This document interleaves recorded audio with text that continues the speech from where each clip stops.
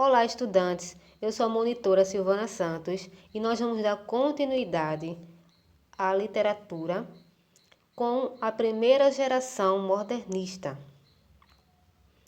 A primeira geração modernista, ela ocorreu na Semana da Arte Moderna de 1922 em São Paulo, no Teatro Municipal, nos dias 11 a 18 de fevereiro de 1922.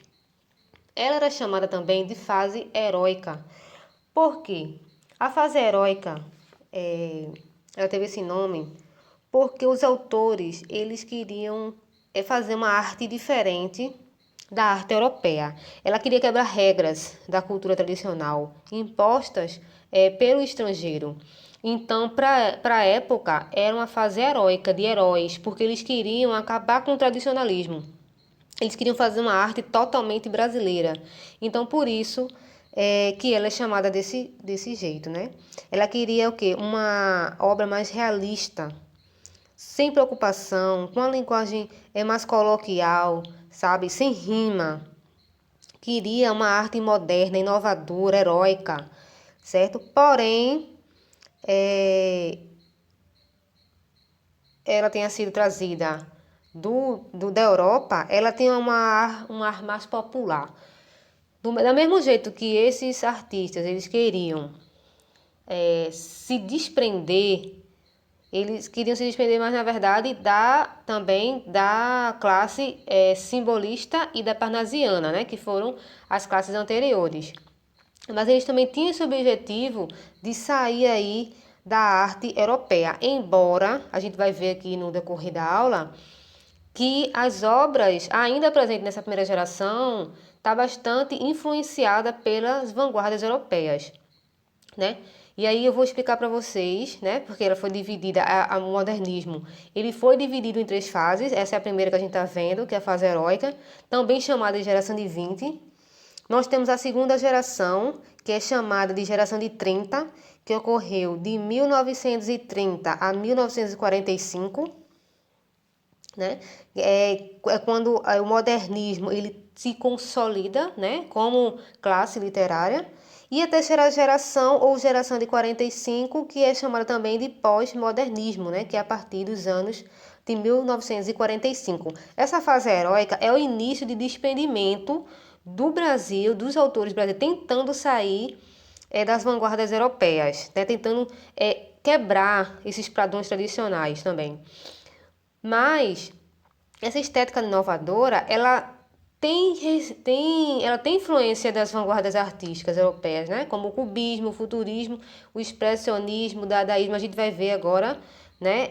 Essa influência que eu vou explicar para vocês, assim, de uma forma resumida, de algumas vanguardas europeias, né, que influenciaram os artistas brasileiros, porém, sempre lembrando que eles queriam uma estética mais inovadora, só que tem ainda, sabe, eu espero que vocês tenham entendido essa parte, né, que é uma influência europeia, mas eles queriam algo mais brasileiro, né? Então, a primeira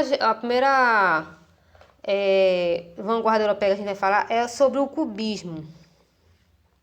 Tá? O cubismo ele foi uma vanguarda artística que utilizava as formas geométricas. A tela, né, que deu início aí ao cubismo foi essa de Pablo Picasso, essa primeira imagem. Pablo Picasso deu início ao cubismo através dessa pintura, dessa tela que a gente está vendo aí, que é a primeira tela, certo?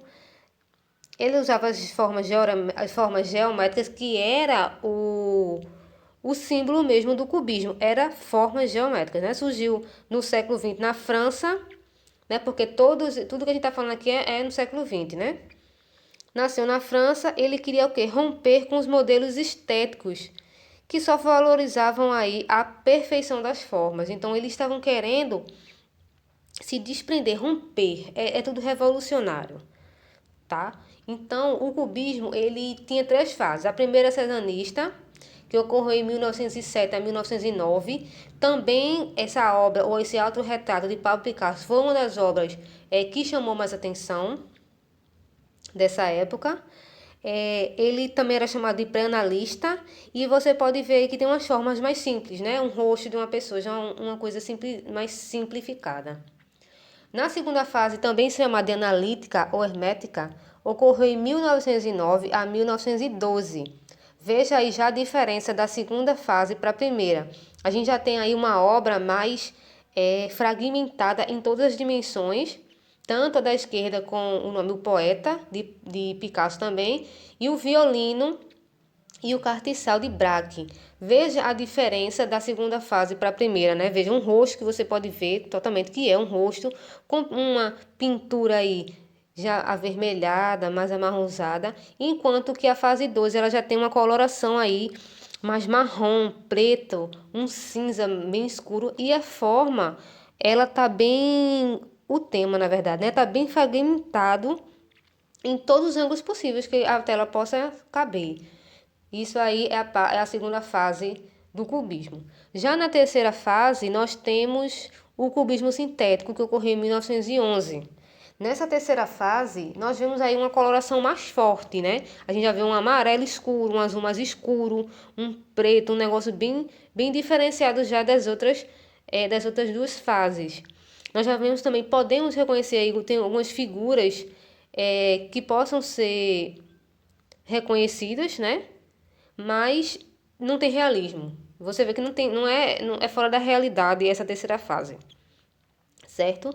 Essa terceira fase e o cubismo também, eles utilizavam também uma forma de colagem, né? Onde eles fixavam os objetos reais na tela, podendo ser madeira, vidro, papel, metal. Então ele também utilizava essas técnicas de uso para poder fazer as suas artes, né? Então, assim, nós temos alguns autores, pintores principais, dentre eles Pablo Picasso e Georges Braque, que foi o que a gente mostrou aqui a tela, alguns escritores e alguns também escultores que fizeram parte do cubismo.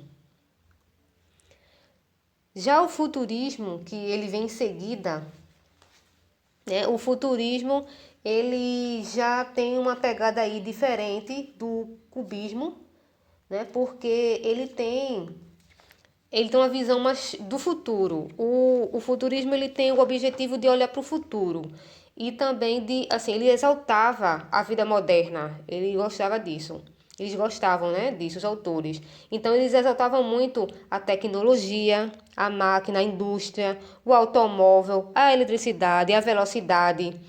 Eles tinham uma rejeição ao passado e cultuavam o futuro também. Ou seja, por isso o nome, né? Futurismo, porque eles pensavam em algo do futuro, né? Algo bem diferente aí. Ele iniciou em 1909 pelo autor Filippo Marinetti.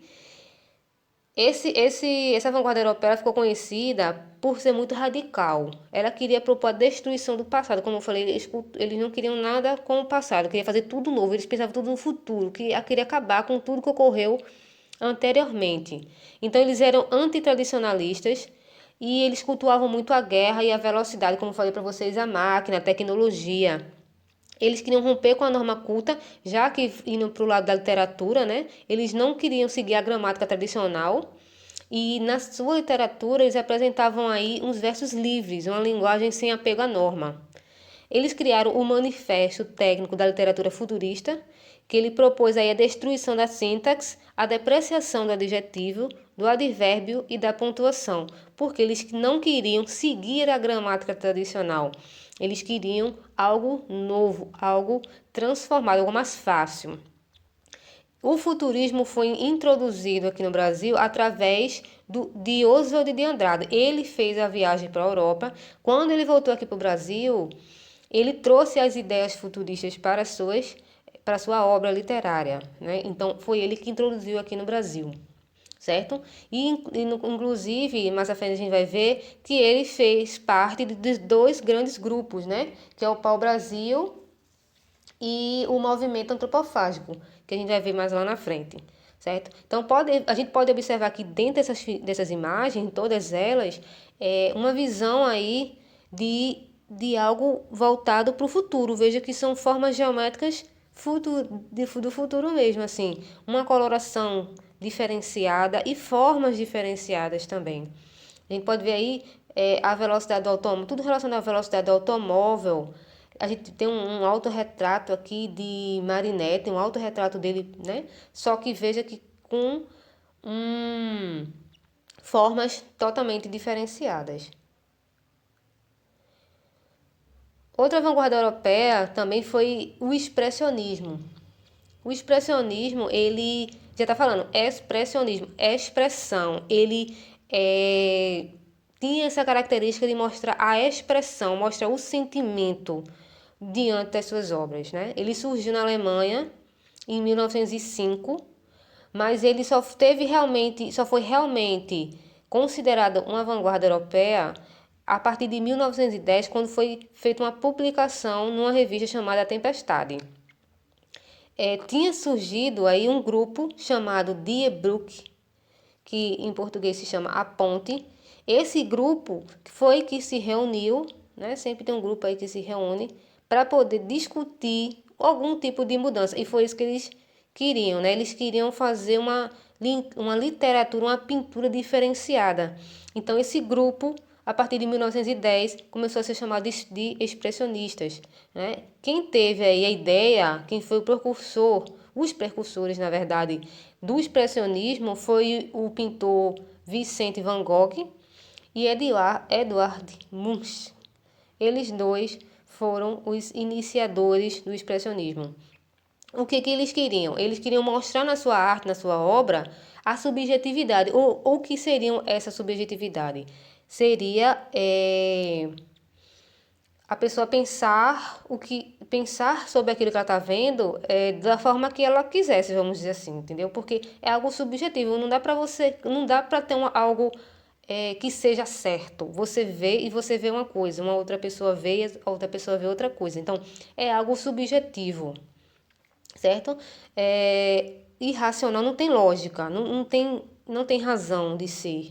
Ele sempre mostrava aí um lado pessimista, o lado trágico da coisa. Veja que nas imagens, né, a tela, o grito de 1893, ele mostra uma pessoa com uma mão no rosto, como se fosse algo que tivesse espantado, algo temeroso, né? Então ele sempre mostrava isso. E nas telas a gente pode ver a angústia, né? A tela, a cor, ela mostra isso. As formas retratam aí o sofrimento, né? Que a gente pode ver, que está bem no olhar, tanto das amigas que a gente vê de Ernesto, quanto no grito, todo no grupo de artistas também que a gente está vendo aqui nessa primeira tela. Os dois homens feridos também, de Eric. Então a gente vê aí que mostra o quê? O que é que mostra o expressionismo? E mostra aí na expressão do indivíduo, ele está mostrando exatamente, vamos dizer assim, o que ele está sentindo, a emoção que ele está sentindo.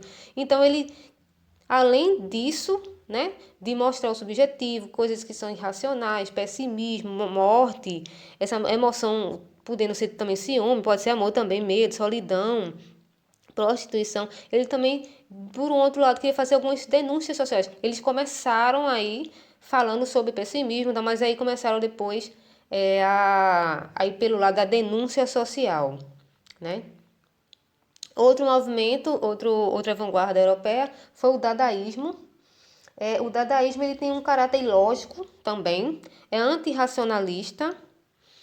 Ele faz através das suas obras, da sua literatura, tem muita ironia e ele tinha um questionamento, eles se questionavam muito sobre a arte, o contexto, para que acontecia arte, para que arte, né? Então eles eram anti-arte, eles eram chamados de anti-arte, porque eles se questionavam muito. Ele foi criado em 1916 até 1922, né? Ele passou vários países da Europa, foi para os Estados Unidos, veio aqui pelo Brasil, né? Iniciou aí com o poeta romeno Tristan Tzara, ele que iniciou o dadaísmo. Dada em francês significa cavalo de madeira. E o objetivo deles aí era chocar a burguesia da época, né? E criticar a arte tradicional, a guerra e o sistema. Por quê? O dadaísmo ele ocorreu no final da Primeira Guerra Mundial. Então, esse movimento literário e artístico, né? Ele queria fazer alguns protestos, né? Ele queria usar a arte para protestar devido aos acontecimentos da guerra. Então tinha tanta morte, tanto horror, tanto absurdo, que através das suas artes eles queriam fazer uma espécie de crítica, né? De contestação à Primeira Guerra. E aí foi por isso que foi criado esse movimento, para contestar, para criticar. Porém, eles faziam algo muito irônico, né? Tanto é que a gente está vendo aqui nessa primeira imagem, chamada de Cabaré Voltaire, esse cabaré era o local onde eles se reuniam para conversar, para poder falar de política mesmo, né? Das coisas que eles queriam fazer. Então eles se reuniam nessa casa. Aqui embaixo, onde tem um homem, né? Tem o Hugo Ball. Ele tá voltado, ele tá vestido aí, totalmente de forma absurda, né? Que a gente tá vendo, dentro do cabaré, que é onde eles se juntavam, né? Teve aí a grande ideia, né? O lema deles era a destruição também é criação. E eles eram anti-arte. Eles tinham uma característica que era ilógica, né? Destrutiva e ao mesmo tempo engraçada e infantil, como a gente pode ver na pintura de Marcel aqui, na Mona Lisa, onde ele faz um bigode e tem vários palavrões também nessa pintura, que é justamente uma crítica, né, à pintura de Mona Lisa. Então, eles faziam essa forma aí engraçada, né? Eles utilizavam as assemblagens. Essas assemblagens, ou colagens, também pode ser chamada, era uma técnica de uso de usar pedaços de papel, de tecido, de madeira. Esses pedaços, né, eram colados de lado a lado ou um em cima do outro mesmo para criar uma outra imagem. Então, esse era o objetivo: pegar papéis, vidro, o que tivesse e colocar um em cima do outro e fazer uma imagem. Isso são assemblagens, né? Outra coisa utilizada por eles, outro meio, né, de expressar as suas obras, era fotomontagens. Essas fotomontagens era o fato de recortar fotografia de jornais ou revistas também, e eles criavam colagens, né, absurdas, com sátiras também, né, e faziam frases aleatórias. Como a gente está vendo nessa terceira aqui, nessa quarta imagem, na obra feita na Holanda entre 1922 e 1923, é justamente uma fotomontagem. Pegavam um saco, colocavam várias palavras, misturava, pegava essas palavras e fazia uma nova imagem. Só que não tinha lógica. Essas imagens também não tem lógica, não dá para entender nada. Então, é justamente isso que eles faziam, que é justamente a fotomontagens também. Pegava esses papéis, colocava lá e lá, fazia frases que não tinha lógica alguma. E outra técnica que eles utilizavam era a ready-made. O que seria isso? É o deslocamento de um objeto, ou seja, ele pegava um objeto que servia para determinado fim e transformava em outro que não tinha lógica alguma, que é o caso dessa fonte aí de Marcel Duchamp.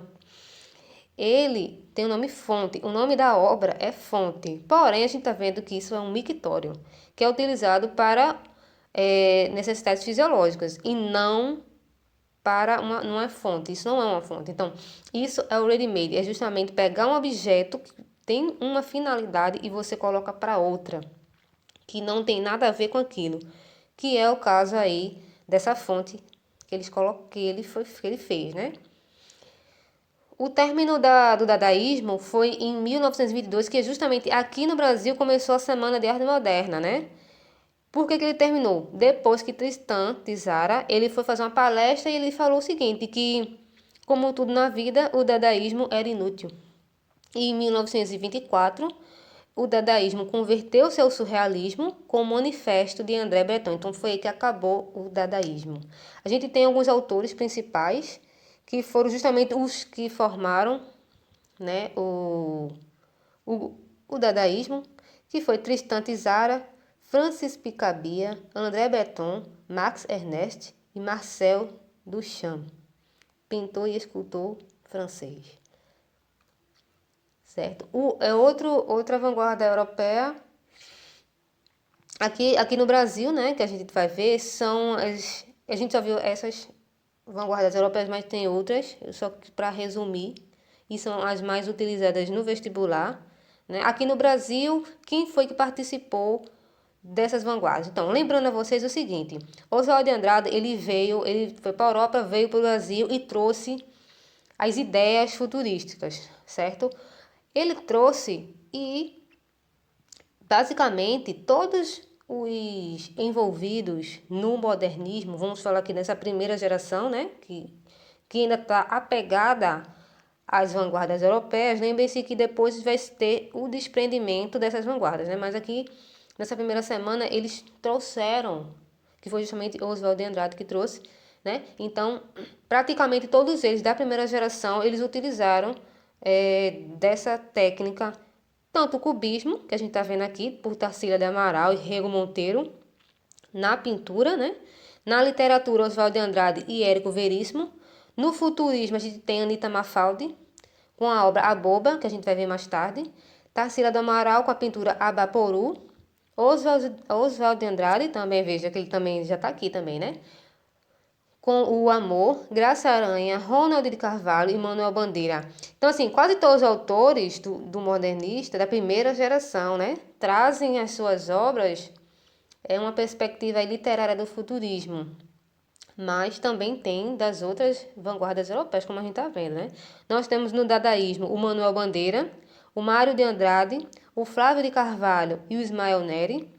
No expressionismo, a gente tem Anita Mafaldi, Cândido Portinari, Di Cavalcanti e outros, né, que são vários. O expressionismo foi o maior número de autores que a gente teve aqui na primeira geração, que seguiu aí a vanguarda europeia. Essa primeira geração que a gente falou, que é a geração heróica, ela tem algumas características. Essas vanguardas europeias, só foi para explicar para vocês de onde foi que surgiu essa manguete moderna, né, de 1922. Foi justamente através das inspirações vindas da Europa. Eles vieram, os autores vieram ao Brasil com essas ideias inovadoras que fizeram na Semana de Arte Moderna. Qual é o objetivo disso? De acabar com o tradicional, acabar com o que já vinha sendo feito, por exemplo, contra o simbolismo, contra o parnasianismo. Então eles queriam fazer algo inovador, algo totalmente transformador. E uma das principais características que a primeira geração modernista queria, que foi avassaladora, foi justamente apresentar uma arte mais brasileira. Lembra que eu falei que é uma arte brasileira, eles querem uma arte brasileira, mas eles ainda estão presos um pouco, como a gente acabou de ver nas obras dos artistas brasileiros, eles ainda estão apegados às vanguardas europeias, mas está mais para a área brasileira aqui. Eles estavam lutando para sair dessa fase, né, da Europa, do estrangeiro. Eles queriam que fossem brasileiros, a obra fosse totalmente brasileira. Então, as características são apresentar uma arte mais brasileira, eles queriam priorizar, eles priorizavam, na verdade, né, temas no nacionalismo, na cultura brasileira, eles criticavam a realidade brasileira, eles estavam se opondo aí ao parnasianismo, ao simbolismo, eles queriam uma renovação artística, mas eles também queriam fazer algo com a ironia, com sarcasmo, com irreverência, uma linguagem mais próxima do povo, tinha humor, os versos eram livres, não tinha rima, tinha gíria, enfim, era algo totalmente diferente do que a gente vem visto no parnasianismo e no classicismo, né? No simbolismo, desculpa. No parnasianismo e no simbolismo, que foram as classes anteriores. Então eles queriam acabar de vez com essa métrica, com essa rima, sabe? Com esse um negócio formal. Então eles queriam se libertar disso. Né? Então, através dos grupos que foram feitos, que a gente acabou de ver, né? Eles queriam fazer, eles fizeram grupos, fizeram manifestos para poder se desprender, para poder colocar aí as suas obras em vistas. E um dos grupos modernistas que ocorreram nessa primeira geração foi do pau-brasil, que ocorreu em 1924 até 1925, que quem começou com esse grupo foi Oswald de Andrade junto com Tarsila do Amaral, que os dois casaram-se, né? Eles eram casados e juntos eles fizeram esse grupo aí do Pau-Brasil. Qual era o objetivo de Oswald de Andrade? Ele era um dos que mais eram nacionalistas, né? Ele queria muito lutar por uma obra totalmente brasileira. Então ele publicou aí um livro em 1924. Ele publicou o livro Pau-Brasil. A gente tem um livro aí, tem a amostra dele, é o livro do Pau-Brasil. Foi em 1925, né? E quem fez esse livro aí foi justamente Oswald de Andrade e Tarsila de Amaral, juntos, né? Eles defendiam uma poesia totalmente brasileira, como eu falei para vocês. Então, eles fizeram esse grupo do Pau-Brasil. Posteriormente, né? Não muito posteriormente, porque é 1924, aqui foi em 1916 e 1929, foi feito outro grupo, Verde e Amarelo ou Escola da Anta. Tem esse nome aí justamente porque eles queriam valorizar o animal, a anta, né, que é aqui do Brasil. E o pau-brasil era justamente também que era exportado. Então, eles vejam que até o nome eles colocavam para valorizar dentro do Brasil, né?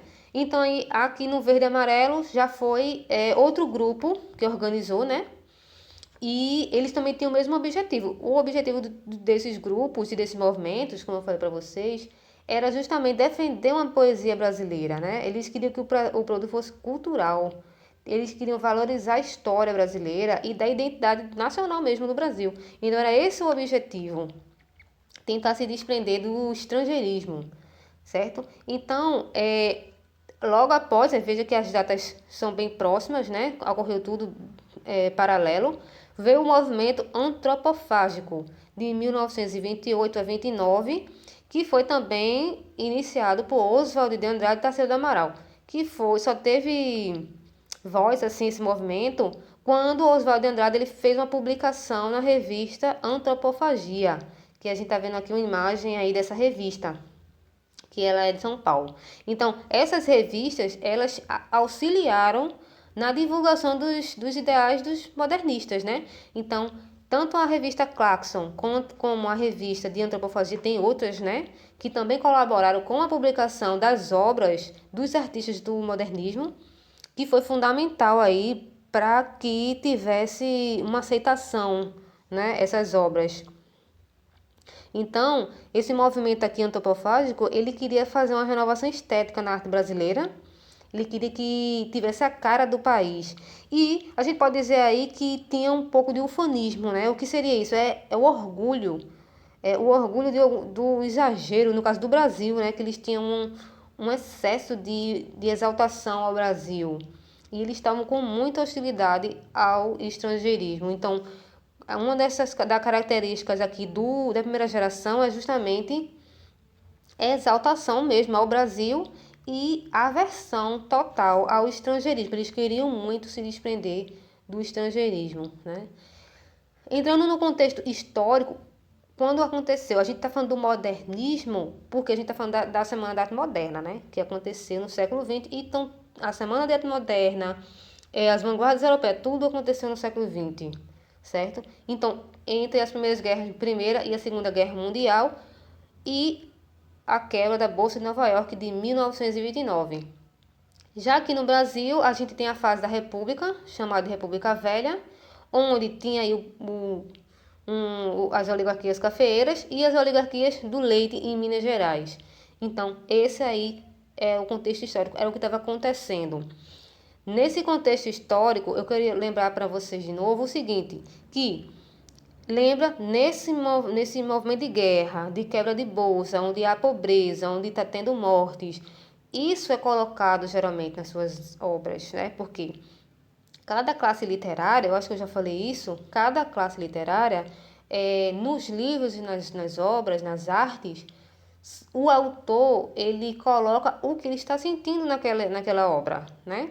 Ele está colocando também o que ele está vendo, o que ele está vivendo naquele momento. Então, as obras desses autores aqui é voltado para esse cenário de café, da oligarquia do Lei, da República Velha aqui do Brasil, né? E essas guerras aí que estão acontecendo. Então, por isso que as obras são voltadas pelo acontecimento histórico, certo? E no modernismo, nessa primeira geração, teve um grupo, né, que se chama do Grupo dos Cinco, que é justamente Mário de Andrade, Oswald de Andrade, Menotti Del Pitta, eu não sei se é assim que se fala, Tarsila do Amaral e Anita Mafalda. Esses cinco foram os grandes nomes, né, da primeira geração modernista. E a gente vai falar um pouquinho só assim, bem resumidamente, de cada um. O primeiro foi Mário de Andrade. Mário de Andrade, ele foi um dos organizadores da Semana de Arte Moderna. Ele era escritor, ele era crítico literário, era musicólogo, folclorista e ativista cultural brasileiro. Ele valorizava muito a identidade e a cultura brasileira. Ele escreveu romances, poemas, críticas, contos, crônicas, ensaios, e a sua principal arte, e que cai muito no vestibular, é Macunaíma, de 1928. Esse livro ele é muito falado, tem muitos resumos na internet, porque é um dos livros que mais cai. Esse aqui são alguns que eu coloquei, mas esse é o principal. Outro autor que é importantíssimo, né, é Oswald de Andrade. Foi ele que trouxe o futurismo para o Brasil. Ele é daqueles escritores que vai mais em busca do nacionalismo. Ele foi escritor e dramaturgo brasileiro, né? Ele é muito nacionalista e ele que assumiu a liderança no modernismo, né, no movimento modernista. Tanto é que ele fez um grupo e participou do movimento, né, para poder fazer com que as obras e as artes brasileiras fosse totalmente nacionalista mesmo, desprendendo mesmo do, do estrangeirismo, né? Não é que ele fez parte do movimento para o Brasil e do antropófago, né? Ele fez alguns romances, como Os Condenados, fez alguns teatros, como O Homem e o Cavalo, O Rei da Vela e A Morta, e dentre tantas outras obras. A principal delas, que cai no vestibular, são Memórias Sentimentais, de João Miramar, um romance que cai bastante na prova do Enem, né? Então, essa é a principal obra. Menotti Del Pitta, eu não sei se é assim que fala, mas ele foi um jornalista, um ensaísta, contista, poeta, pintor, político, cronista, romancista brasileiro. Ele tem uma pegada diferenciada. Ele também era nacionalista, como todos os outros, né? Mas ele tinha algumas características do parnasianismo. Ele não se desprendeu totalmente do passado, né? Ele escreveu alguns poemas de caráter lírico e romântico, e também ele tem como ele era jornalista, ele também tinha nas suas obras um estilo meio jornalístico também. As suas principais obras, Poemas do Vício e da Virtude, Moisés, Juca Mulato, Máscaras, O Portal de Moloque e Laís.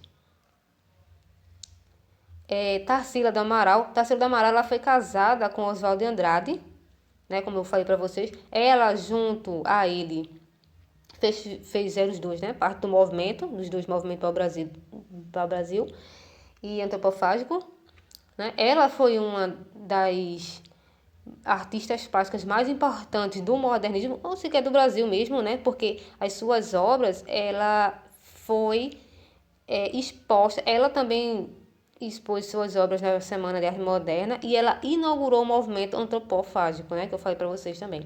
Então, ela teve algumas fases. Veja na obra dela, que foi a que deu o símbolo do movimento antropofágico, foi Abaporu, de 1928, com essa obra aí, que tem um pé grande, uma mão grande, um nariz bem grande, com uma coloraçãozinha bem alegre. Foi chamado de Abaporu, de 1928, e ela que foi o símbolo, né? Veja que há uma diferença muito grande de Abaporu até a Negra. Nós vemos uma infinidade de obras, porque ela passou por três fases. Primeiro foi do pau-brasil, né? Marcada aí por cores fortes e temas nacionais. A fase antropofágica, que inspira nas vanguardas europeias, né? Que a gente viu lá, no que ela participou do surrealismo, do cubismo. Veja aí que a Abaporu, a Negra, Cuca, o Morro. Veja que tem essa pegada aí cubista, né? Totalmente de formas geométricas, de coloração diferente, né? A antropofagia também. E uma pintura aí da parte social, aí focada nos temas cotidianos e sociais do Brasil. Veja que ela até pintou aí Oswald de Andrade e Mário de Andrade. Ela fez duas pinturas e tem aqui as Margaridas de Mário de Andrade, em 1922, que ela pintou aí. Então, tá bem diversificada a obra de Tarsila do Amaral. E a nossa última autora, não tão menos importante, né? Anita Malfatti. Nasceu em 1889, faleceu em 1964. Ela também era artista plástica e ela fez também várias obras. Veja aí também que ela também fez parte das vanguardas europeias, né? A gente pode perceber aí através da coloração dos quadros dela, né? Essa pintura aí, a boba, que faz parte do futurismo, né? Então, ela tem ainda também uma pegada das vanguardas europeias, e ela foi uma das mais importantes. Nós também temos outra obra dela, chamada A Ventania, que faz parte do expressionismo também.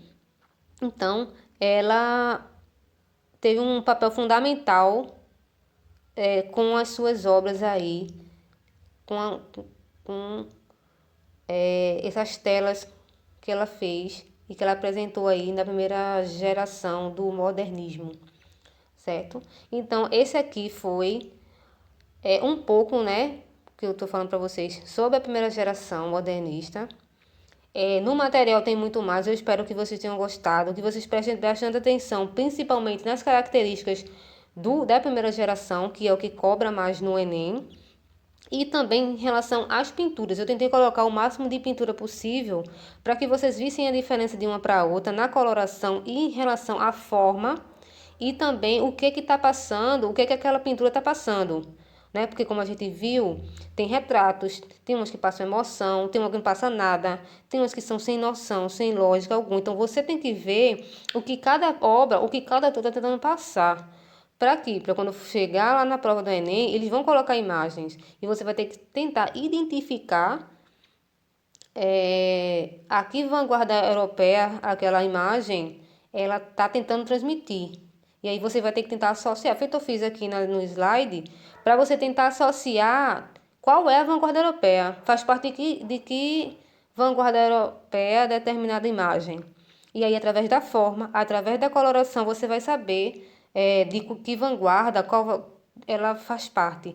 Lembrando que o modernismo ocorreu no século XX, né? E essa primeira semana de arte moderna foi para apresentar justamente essas ideias inovadoras que se estendeu até os dias de hoje, né? Porque a partir de 1945 foi o pós-modernismo, vamos dizer assim, e ele perdurou por muito tempo, certo? Então, assim, eu espero que vocês tenham gostado dessa aula e que vocês acessem o material que está no Classroom, que está bem amplo e também tem várias atividades lá para vocês responderem, tá? Obrigada, eu espero que vocês tenham gostado e até a próxima aula.